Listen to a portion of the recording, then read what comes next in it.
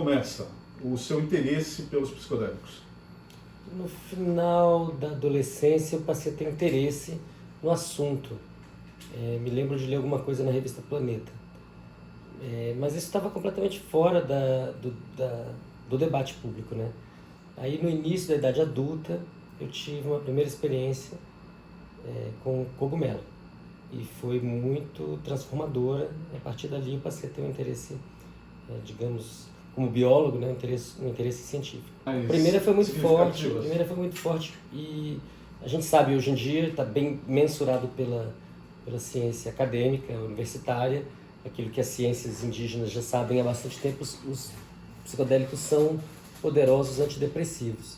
E quando eu tive minha primeira experiência com psicodélico, nesse momento de início de vida adulta, 21 para 22 anos, eu estava num momento de depressão.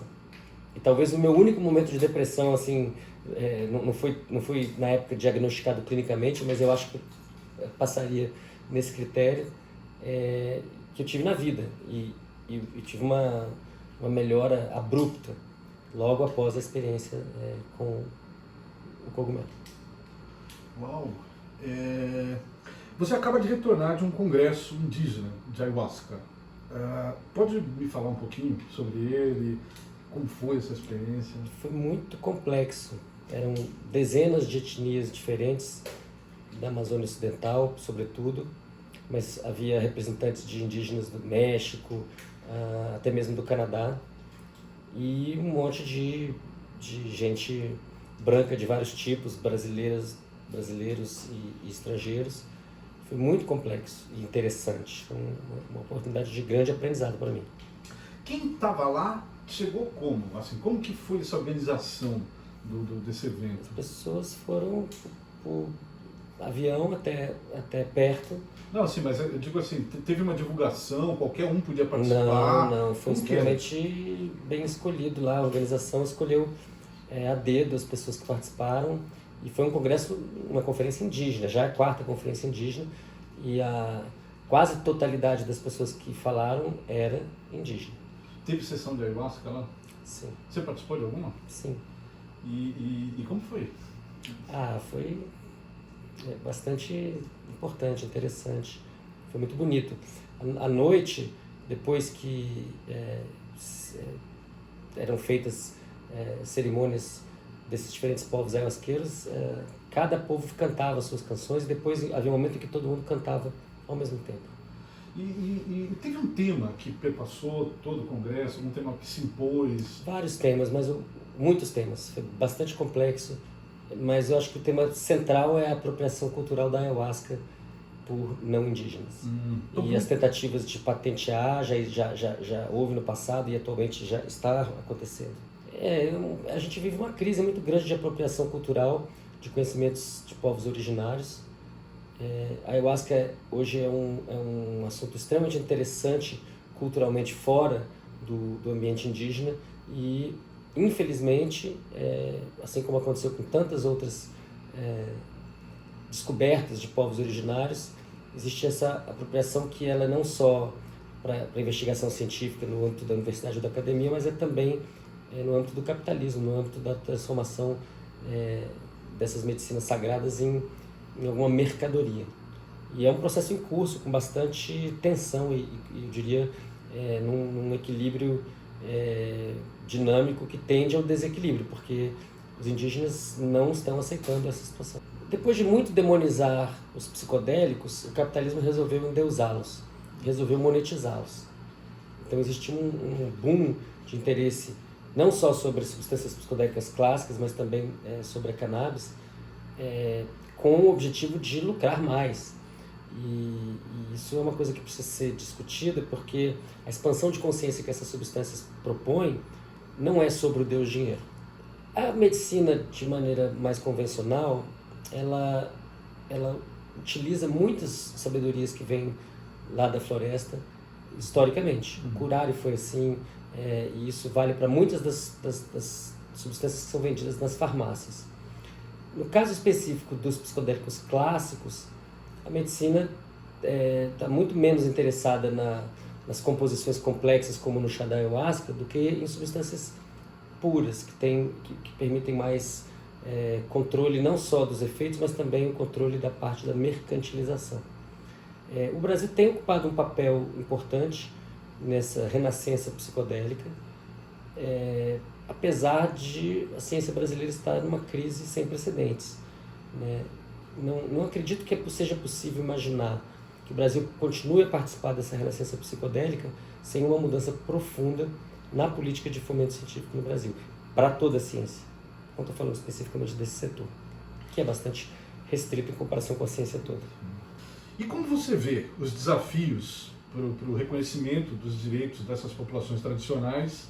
Eles se ressentem muito desse diálogo que é vertical e que é de apropriação de mão única. E tem muitas razões para ter esse tipo de ressentimento. Existe um esforço em alguns âmbitos científicos para que não seja assim. Existe um aumento, quero crer, da consciência sobre a necessidade de que não seja assim, de que seja um diálogo de mão dupla e que seja bastante respeitoso em todas as suas etapas. Porque muitas vezes ele é respeitoso no início e depois que o segredo deixa de ser segredo, ele deixa de ser respeitoso. E você, na condição de cientista, você está procurando fazer isso, assim, estabelecer esse diálogo com essas... Sim. Tem alguma coisa concreta acontecendo? Alguma pesquisa, assim, em parceria, por exemplo, com povos indígenas, com algum grupo indígena em torno da ayahuasca? Essa visita abriu essa possibilidade. Eu não conhecia essa comunidade de perto. E não conhecia o uso da ayahuasca indígena. Ah, não? Não conhecia. E foi muito elucidador. Essa indústria capitalista que quer monetizar e se apropriar dos psicodélicos para fins de lucro e não de cura, quer dizer, a cura como o modo pelo qual se chega ao lucro e não como fim, ela tem vários pontos cegos, tem várias coisas que ela não está percebendo. E uma das coisas que não me parece estar sendo bem avaliada por essa grande sanha pelos psicodélicos é a importância de compreender muito bem aquilo que se conhece nos Estados Unidos como setting, né? Em inglês como setting, né? Que é o contexto de uso. Existe tanta ou mais ciência nesse contexto de uso do que na própria substância. E esse contexto de uso ele pode determinar completamente o rumo da experiência. Completamente ou quase completamente o rumo da experiência. E é nisso que os pajés e agora as magés, que é uma grande novidade cultural, a existência de mulheres curandeiras, mestras de sabedoria, criando novas tradições, porque a tradição evolui, né? E endereçando questões de gênero que existem em todas as sociedades, não só na do homem branco. Então, existe agora uma emergência do entendimento de que são essas práticas que têm mais valor para a humanidade, muito mais até do que o conhecimento sobre qual substância, em qual dose pode ter tal efeito. Porque esse efeito é modulado e até determinado por esse contexto. Então é preciso olhar não só para a biodiversidade da Amazônia, no que diz respeito aos psicodélicos e muito além disso, mas olhar para a diversidade cultural. Estima-se que em 100 anos, metade das 7.000 línguas que existem atualmente podem desaparecer. E isso significa também a extinção de conhecimentos biomédicos poderosíssimos e, é importante dizer isso, espirituais.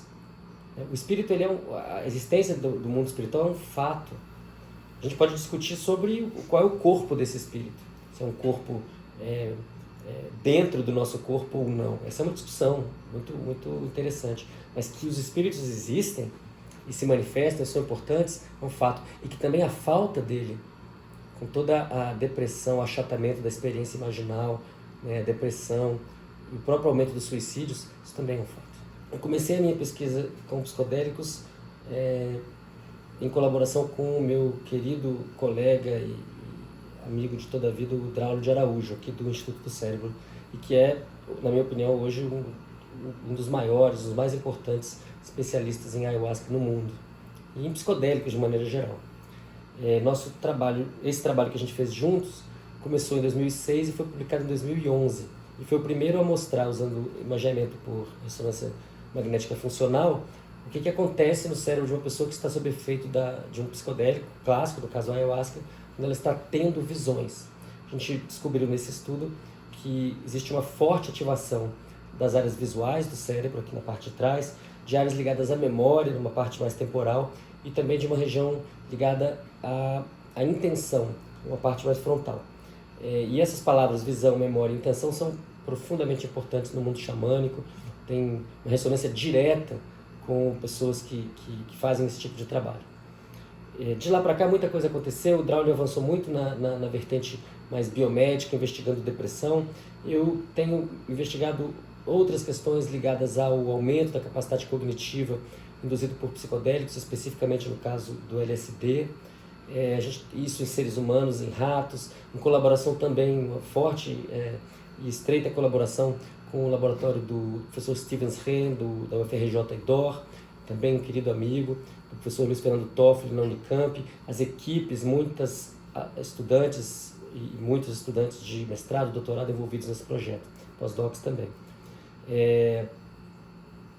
Além disso, nós temos interesse em compreender melhor o que acontece no cérebro de um animal, não necessariamente um ser humano, por exemplo, um rato, quando ele está sob efeito dessas substâncias, seja o LSD, seja o DMT, o 5-metox-DMT, que é uma versão mais potente do DMT, e a gente tem feito isso, foi mestrado da Anide Souza no meu laboratório nos últimos anos, e verificamos que os animais que estão expostos a esse tratamento, eles logo no início, nos primeiros 30, 40 minutos, eles entram num estado em que o corpo está desperto e o cérebro parece estar adormecido, utilizando certas métricas espectrais. Então isso sugere que é uma experiência de fato que emula o sonho. Isso converge com outras pesquisas feitas no mundo sobre esse assunto. Maravilha. Eu acho que os estragos do governo Bolsonaro para a ciência são praticamente máximos. A ciência só não está proibida de acontecer, o resto já aconteceu. Ela já está em risco porque ela está sendo desfinanciada e desmoralizada nos últimos 4 anos, aliás, desde o governo Temer. Isso não é especialmente diferente para a ciência psicodélica, ainda não. Espero que nunca seja, e eu espero que essa situação mude, que a gente saia desse estado de coisas. Mas o compromisso desse governo com qualquer tipo de ciência e também com a cultura, a gente sabe, é zero. Conversando com o Dartiu Xavier, meu amigo, assim, bastante tempo já, ele contou que no começo da carreira dele, da carreira não, mas no começo dos estudos que ele começou a fazer com psicodélicos, ele sofreu muito preconceito. Ele falou que era motivo de piada em alguns circuitos.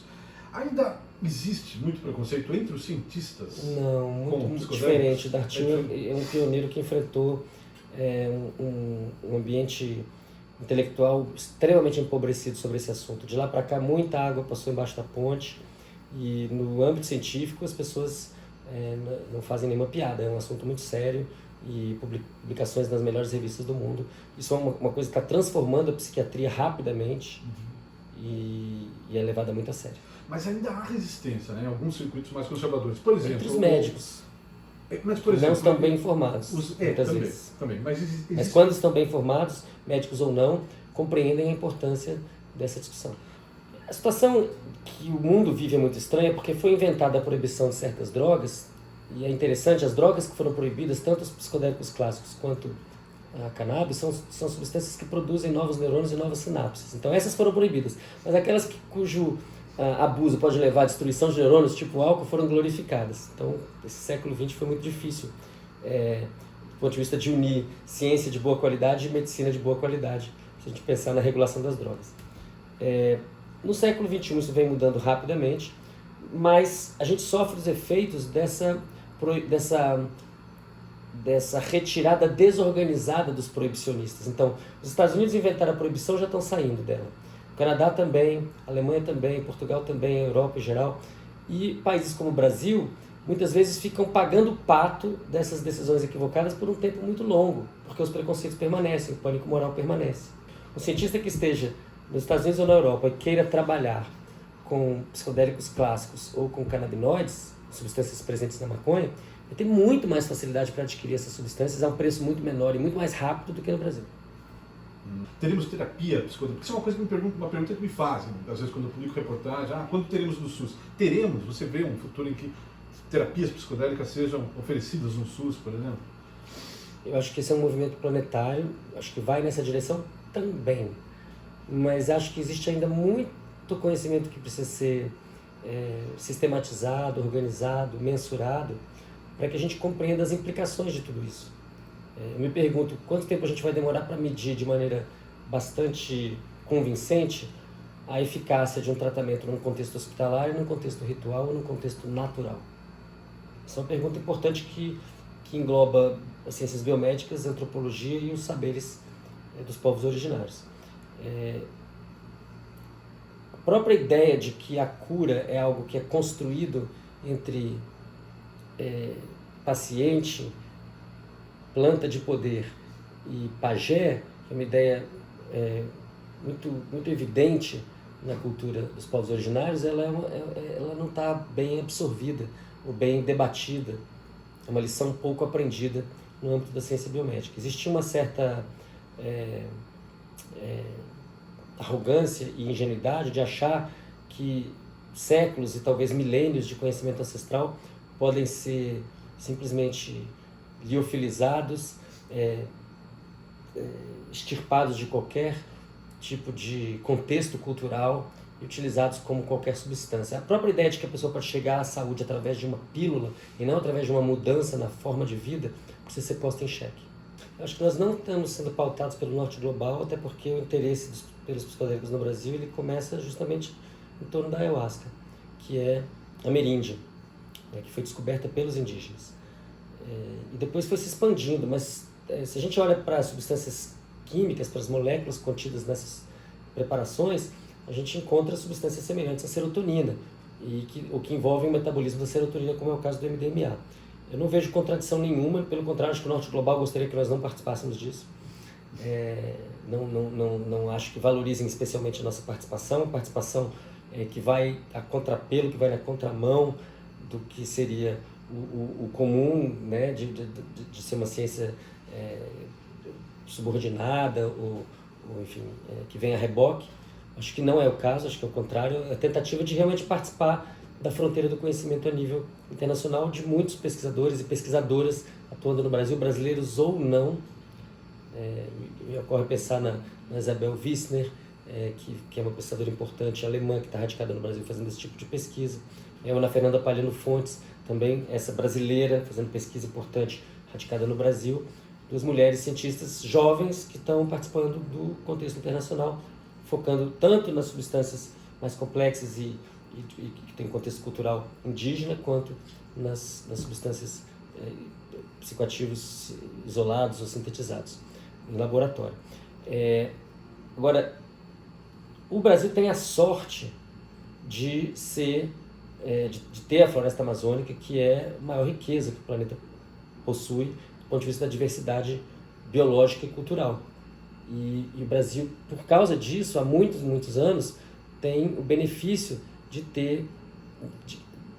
de haver a legalidade do consumo desse tipo de medicina em diversas igrejas diferentes, com diversos matizes diferentes. Aí estou pensando no Santo Daime, no DV, na Barquinha, que são religiões sincréticas, né, que misturam saberes indígenas com saberes do homem branco e saberes também, em alguns casos, ligados à contribuição africana.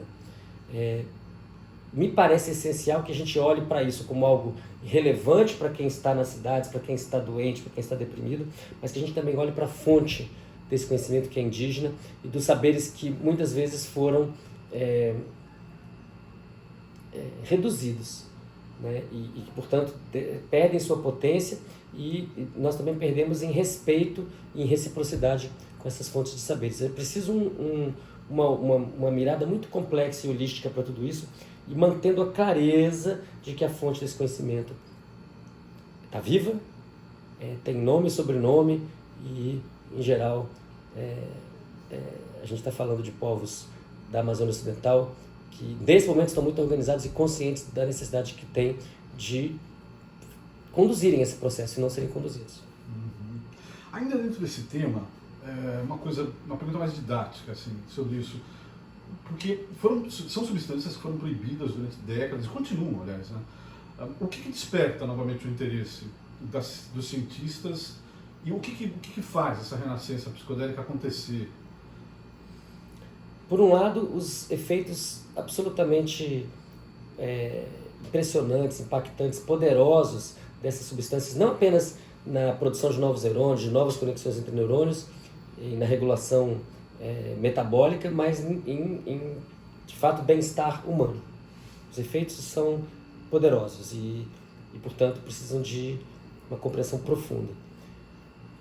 Por outro lado, eu acho que a falência do modelo psiquiátrico convencional que prometeu que todo mundo que se medicasse ou polimedicasse ia parar de sofrer.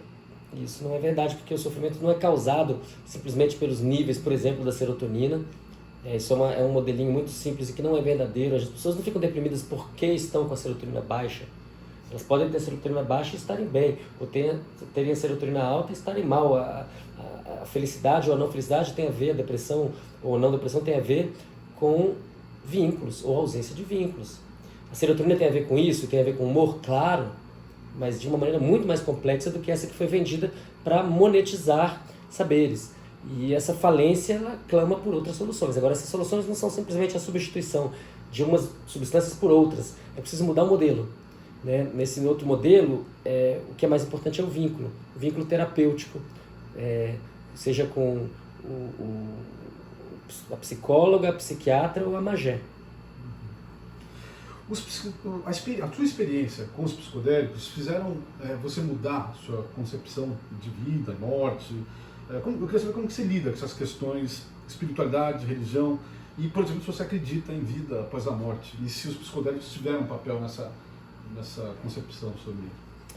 Os psicodélicos mudaram e continuam mudando as minhas concepções, e eles sempre me ensinam alteridade, me ensinam que existem muitas perspectivas diferentes, não só entre indivíduos da mesma espécie ou não, mas mesmo do próprio indivíduo ao longo do tempo, ou em diferentes estados da própria consciência. É isso que eu continuo aprendendo sempre. E quanto mais eu me dou conta dessas diferenças, mais cresce em mim a necessidade do respeito. Se eu acredito em vida após a morte, eu acredito muito na vida após a morte dos livros, das canções, da memória. Se eu acredito na permanência do indivíduo após a morte, sou completamente agnóstico em relação a isso, com tendência de não. Tem algum consenso sobre quais são as condições mais perigosas para alguém fazer uso, seja em um ritual ou dentro de um protocolo de pesquisa? Em alguns aspectos existem consensos e outros não. Todo mundo concorda que um contexto adverso, estímulos dolorosos ou negativos ou que produzem sofrimento são um péssimo caminho. Todo mundo concorda que é necessário que todo tipo de experiência, mergulho mais profundo nessa direção, tenha suporte, tenha guardiões, tenha pessoas capacitadas para saber o que fazer antes, durante e depois, para auxiliar essa experiência que é individual, mas que precisa de um suporte coletivo.